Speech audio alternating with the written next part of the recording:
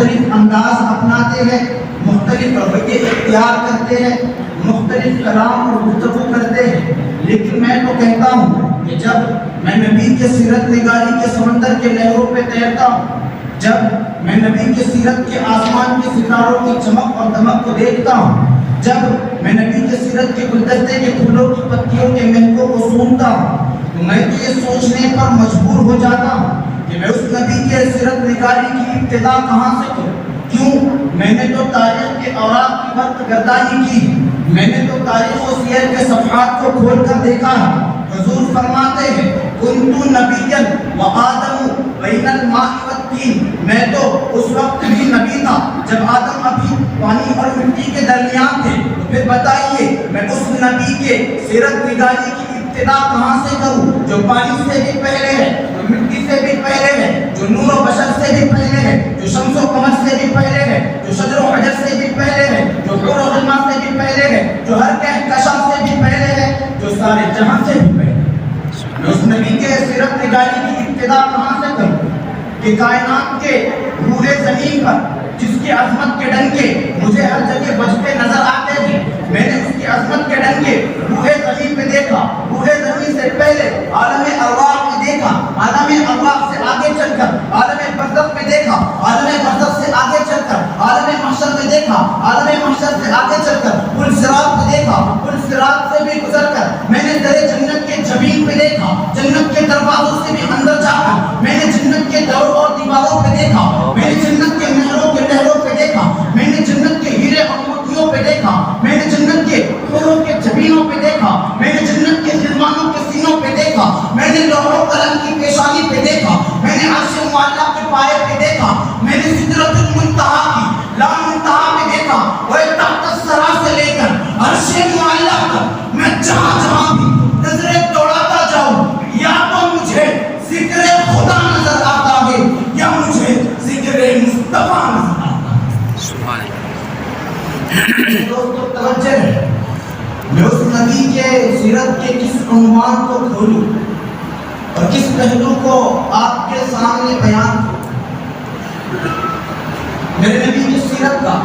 ایک پہلو وہ بھی جس کو رب کائنات نے جناب آدم علیہ السلام کے سامنے جنت میں بیان کیا۔ میرے نبی کی سیرت کا ایک پہلو وہ بھی ہے جس کو جناب آدم علیہ السلام نے اپنے بیٹے شریف کے سامنے وصیت میں بیان کیا۔ میرے نبی کی سیرت کا ایک پہلو وہ بھی ہے جس کو جناب ابراہیم اور اسماعیل نے تعمیر بیت اللہ کے بعد اپنی دعاؤں میں بیان کیا۔ میرے نبی کی سیرت کا ایک پہلو وہ بھی ہے جس کو جناب موسیٰ کلیم اللہ نے اپنی آرزوؤں میں بیان کیا۔ میرے نبی کی سیرت کا ایک پہلو وہ بھی ہے جس کو جناب عیسیٰ علیہ السلام نے اپنے دور کی بشارتوں میں بیان کیا۔ میرے نبی کی سیرت کا ایک پہلو وہ بھی ہے جس کے لیے جناب آمنہ کہتی ہے کہ جب سے یہ بچہ میرے پیٹ میں آیا ہے، میں اگر پتھروں پہ قدم رکھتی ہوں تو پتھر بھی پھول بن کر میرے پیر کے بوسے لینے آتے ہیں۔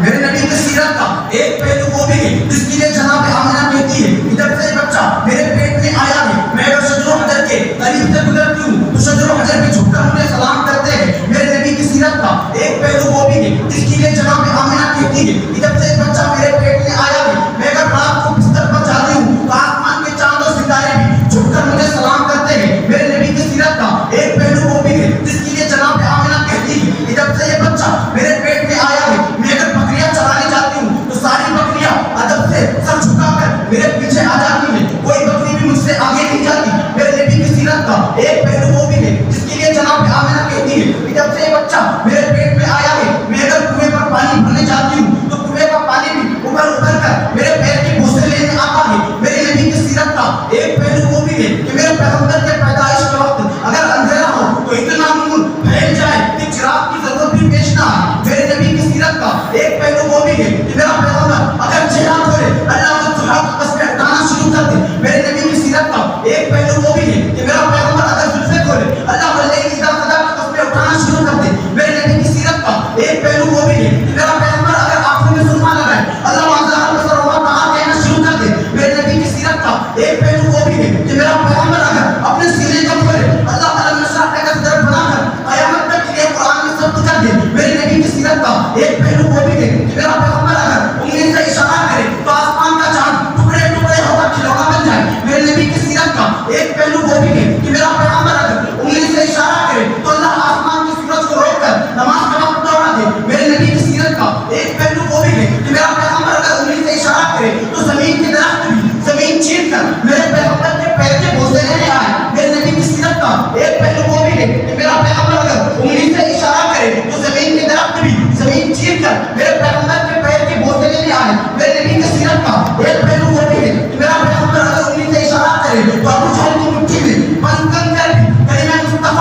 بچ جائے. میرے نبی کی سیرت کا ایک پہلو وہ بھی ہے کہ میرا پیغمبر اگر انگلی سے اشارہ کرے تو جانور بھی کلمہ پڑھتے نظر آئے. میرے نبی کی سیرت کا ایک پہلو وہ بھی ہے کہ میرا پیغمبر اگر بارش کی دعا کے لیے ہاتھ اٹھائے, ہاتھ نیچے نہ آئے, بارش پہلے آ جائے. میرے نبی کی سیرت کا ایک پہلو وہ بھی ہے کہ میرا پیغمبر اگر ابو ہریرہ کی ماں کی ہدایت کے لیے ہاتھ اٹھائے, ابو ہریرہ گھر نہ پہنچے, ہدایت پہلے پہنچ جائے. میرے نبی کی سیرت کا ایک پہلو وہ بھی ہے کہ میرا پیغمبر اگر بیمار بکری پر ہاتھ رکھ دے تو اللہ بیمار بکری کو شفایاب کر دے. میرے نبی کی سیرت کا ایک پہلو وہ بھی ہے کہ میرا پیغمبر اگر ایک دودھ کے پیالے کو منہ رہے, 70 صحابہ دودھ پیے لیکن دودھ پھر بھی بچ جائے. میرے نبی کی سیرت کا ایک پہلو وہ بھی ہے کہ میرا پیغمبر اگر حضرت جابر کے کھجوروں کو ہاتھ لگائے, سارے عرب کے پتے اتر جائے لیکن کھجوریں پھر بھی بچ جائے. میرے نبی کی سیرت کا ایک پہلو وہ بھی ہے کہ میرا پیغمبر اگر 2 آدمیوں کے کھانے کو ہاتھ لگائے, 150 صحابہ کھانا کھائے لیکن کھانا پھر بھی بچ جائے,